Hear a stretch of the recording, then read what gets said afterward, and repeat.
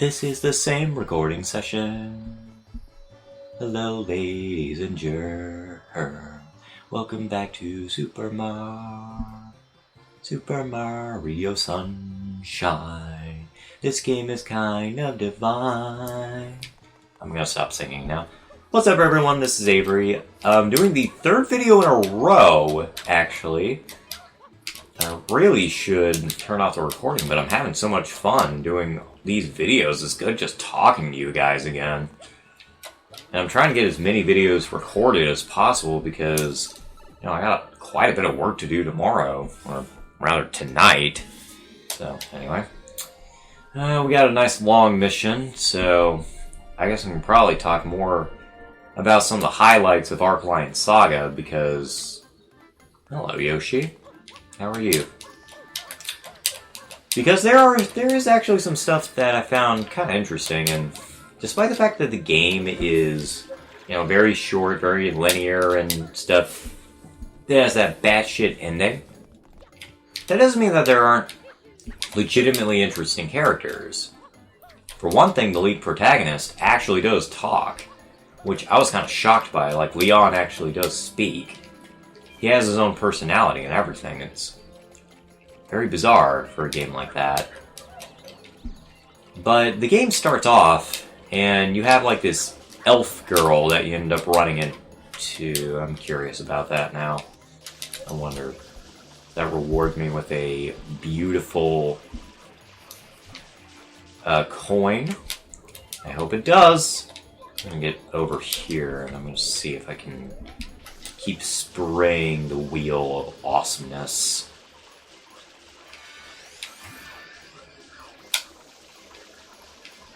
No, I want you to keep going up, please.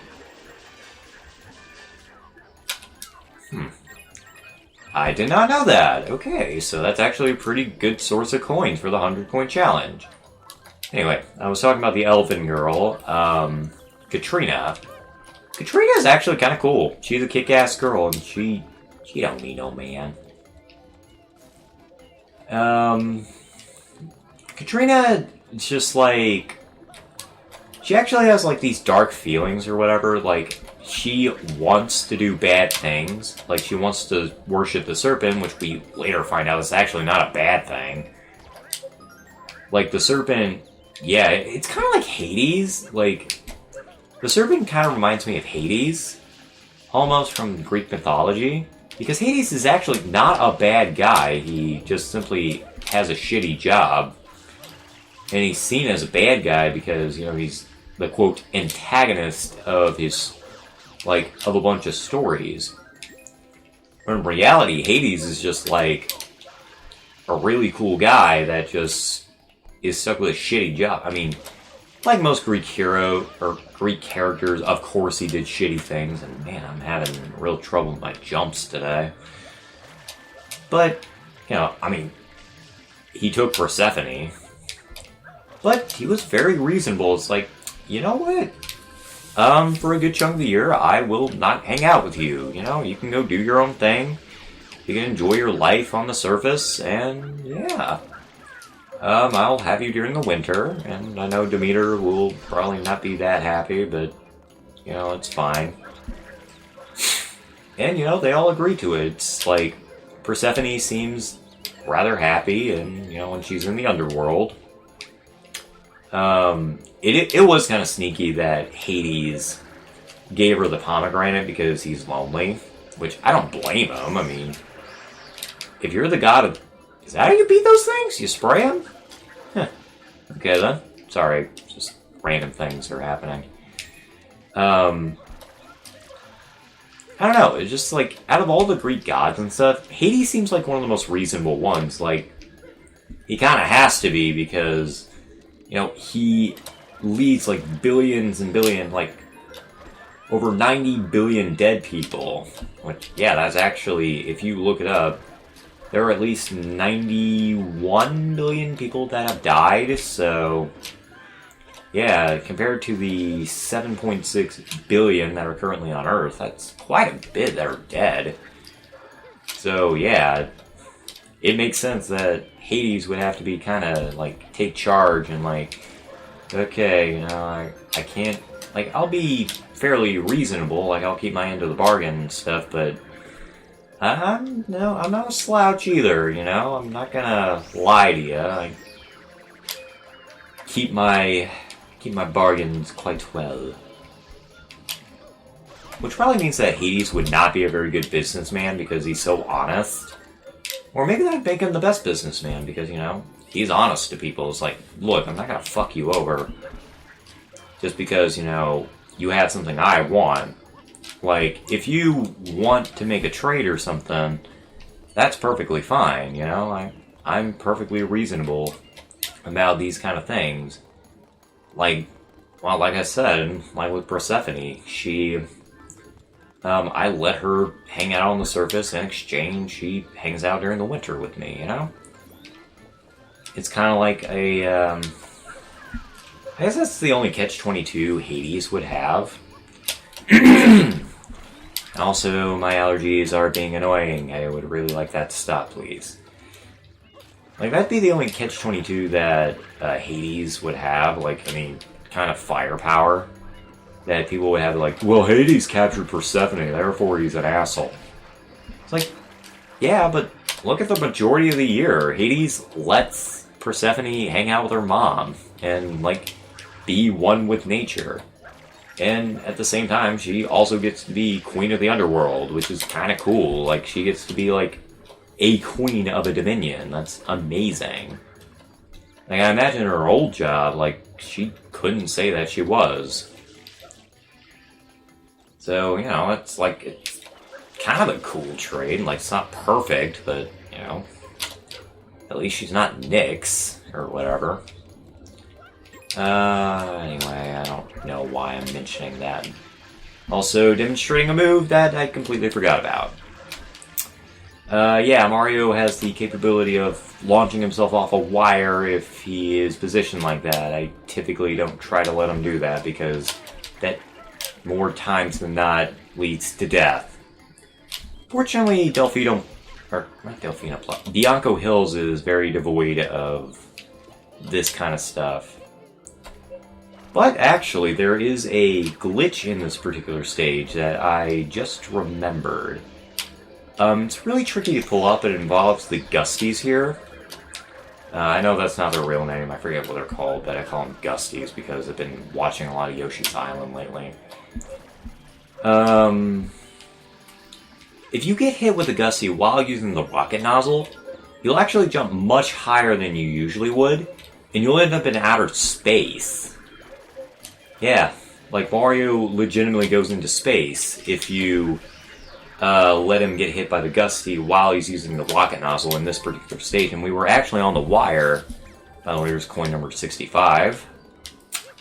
Mario was actually on the wire that's required, and I forget what the exact circumstances is. It's really tricky to pull up. I've never successfully pulled it off myself. But it's kind of interesting. It's like Mario went into outer space before he was supposed to. Like, he was supposed to do that in Mario Galaxy, but he did it here well before he was supposed to. It's kind of interesting.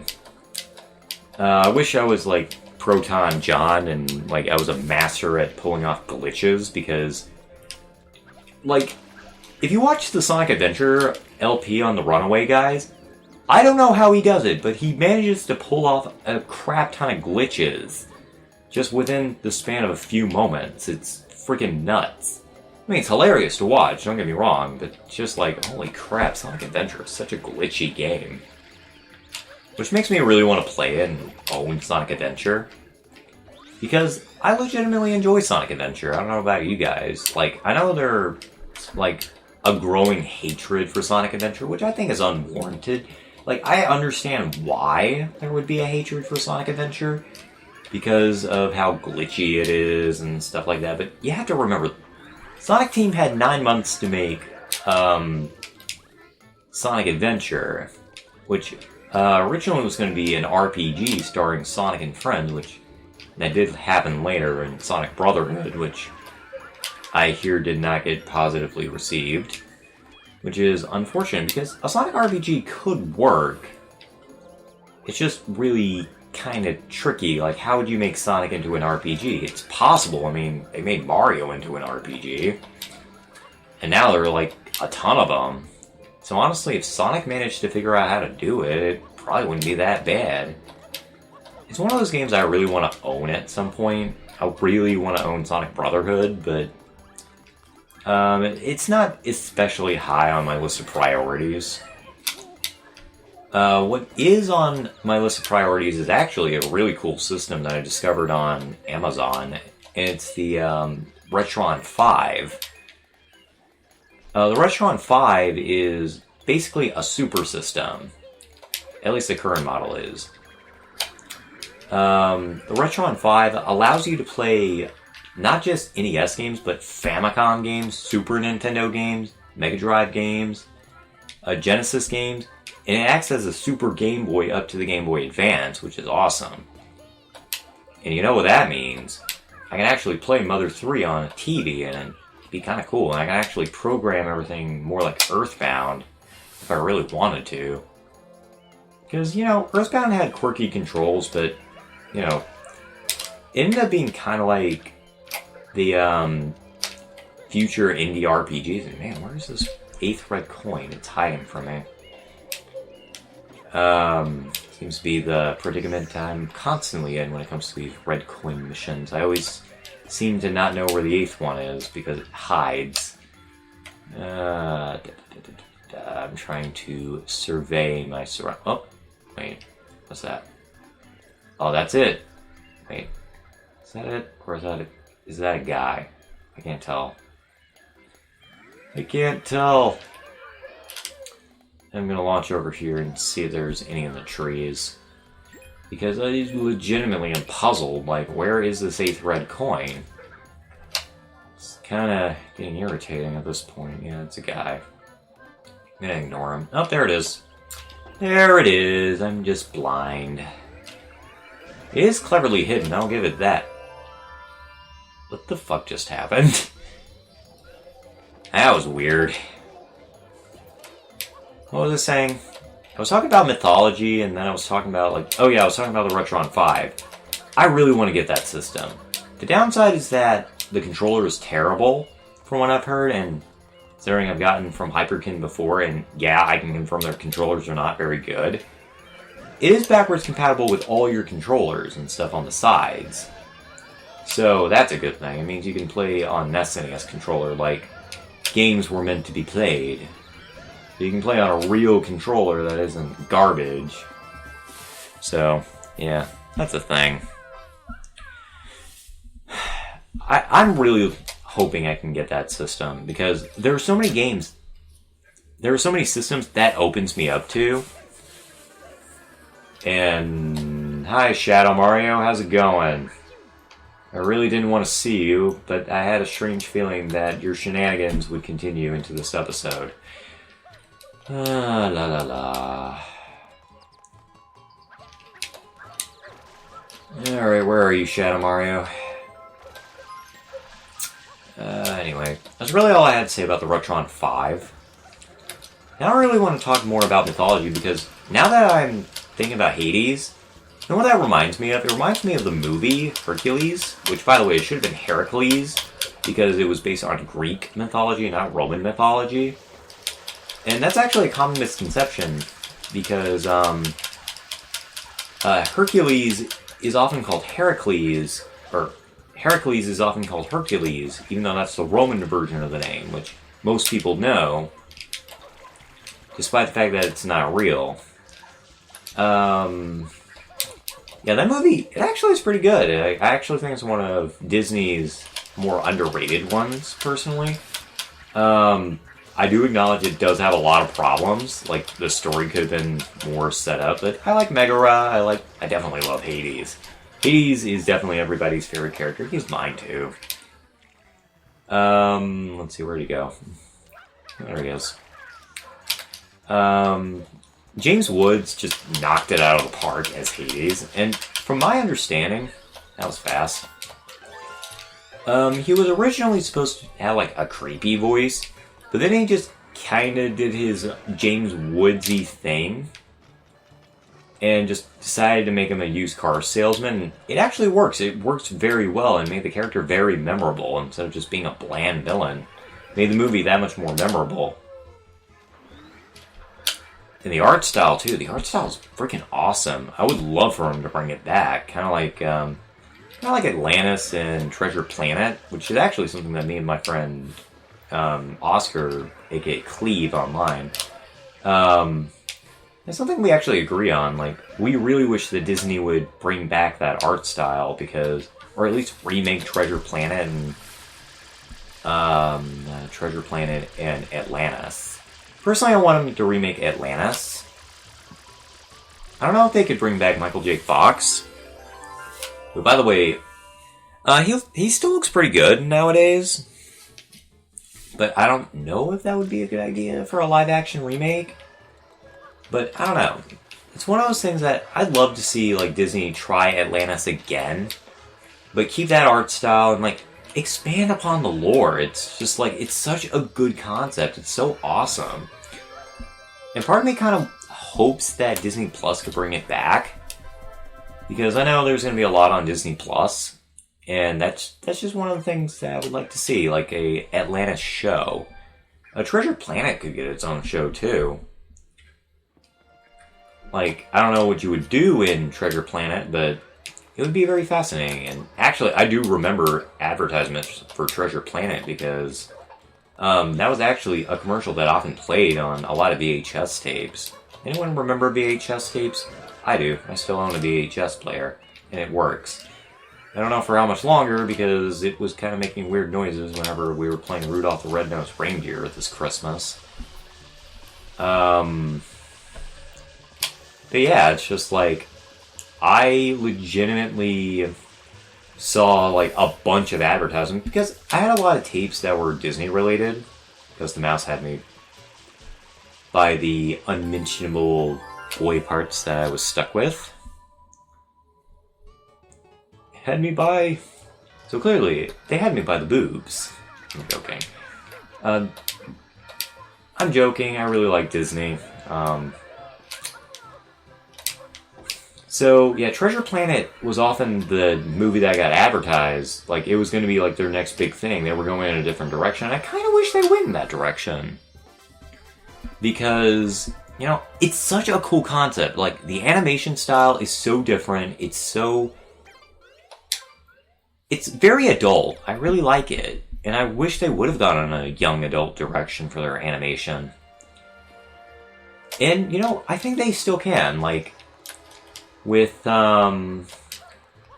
2D animation, like, if they ever brought that back, I really hope that they do young adult animation. Like Black Cauldron was a decent idea, it was just not very well executed.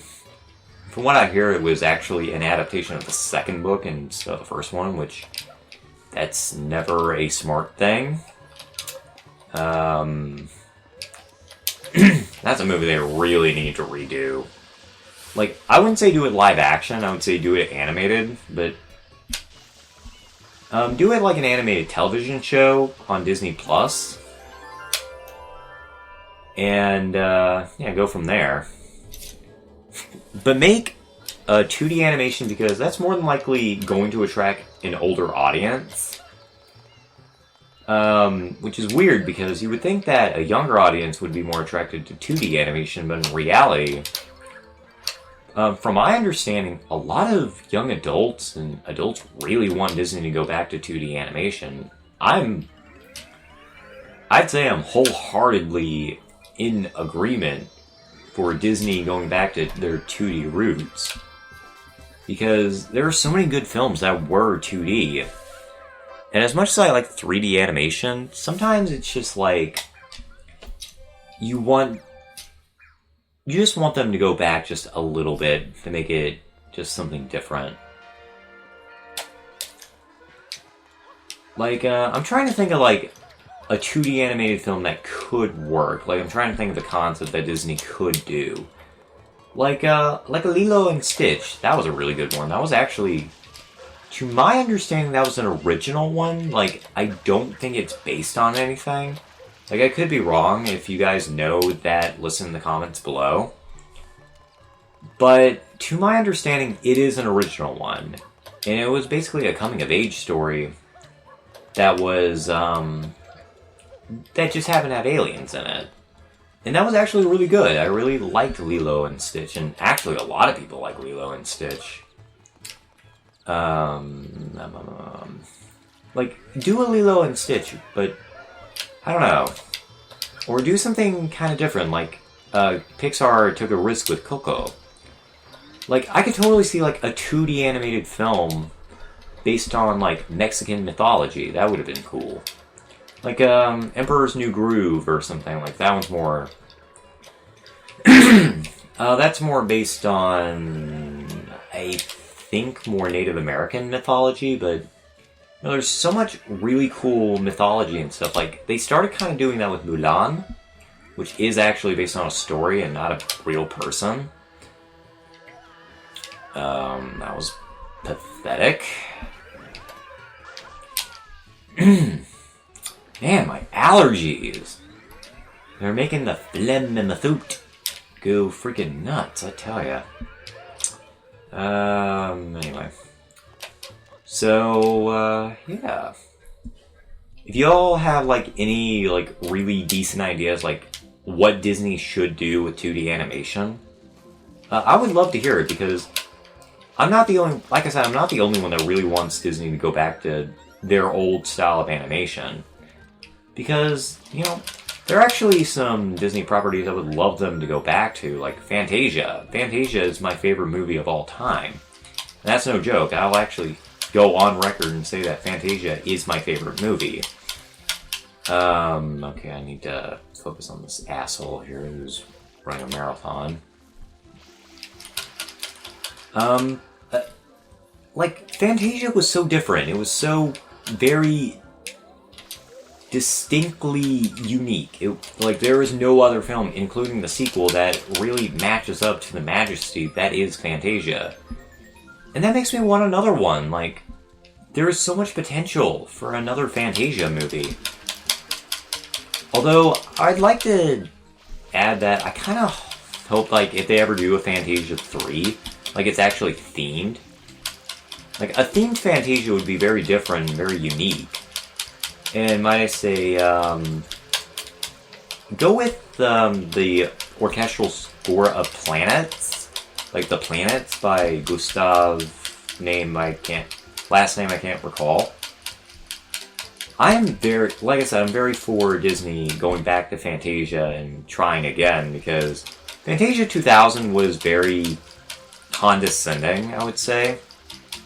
Like, it was very obnoxiously, like, in your face, like, this is more for kids. Even though there's some legitimately great animation in that one, like, the Firebird and the one with the whale. That one was really good. And that one actually goes into almost a neo-anime style, which I definitely appreciate. I love when Disney experiments with their animation, goes somewhere different with it. Like for instance, I did mention Treasure Planet and that kind of thing. You know, Disney has been kind of playing it safe recently, which is kind of dumb. I miss the days when Disney would actually go and experiment, just because, you know, they made movies just for the sake of making the movie. I mean, from a business standpoint, it makes sense. Like, I understand why Disney is being safe right now, but at the same time, it's like, expand your horizons a little bit. Like, I know you have Pixar, you have Star Wars, you have a whole bunch of crap, actually. It's kind of crazy. But it's like, go back to, like, stories that are wildly different. Like Dumbo, Pinocchio, the aforementioned Fantasia. Okay, where is the coin? There it is. I'm almost out of water, that's not good. But anyway, yeah, that's basically my Disney rant. It's just like, I want them to be original again, and it's like, I'm glad they're very successful and stuff. And, yeah, I mean, are honestly almost a victim of their own success because, like, if you notice Disney owns, like, the majority of modern properties, it's kind of terrifying how much they own. Which, yeah, if I had to really nitpick about that, it's just like, I think Disney is kind of becoming a borderline monopoly, which, by the way, is very illegal here in the United States, but apparently through some sort of loophole or whatever, Disney is managing to maintain their monopoly. And that shouldn't be. Like, there should be competition. That's kind of what capitalism is. Like, it is competition. Kind of survival of the fittest, see what works kind of thing. And if Disney owns the majority of properties, that kind of takes away from what other people can see. Like, I know they're really successful, but it's like, please stop consuming everything. Once you get Spider-Man, please stop trying to steal like all companies that ever existed, because that's kind of crazy how much crap you own. Like, you don't need to own that much crap. Like, you really don't.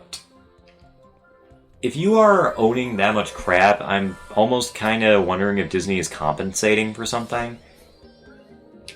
Like, I don't know. That's my opinion. You don't have to agree with it if you enjoy Disney owning everything. And yeah, I don't know. It's dumb.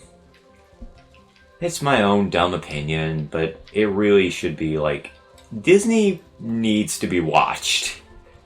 Like, Disney, you're kinda becoming, I didn't want to do that.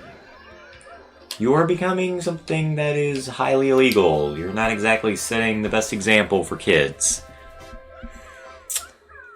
But what do I know? I am just an idiot on the internet.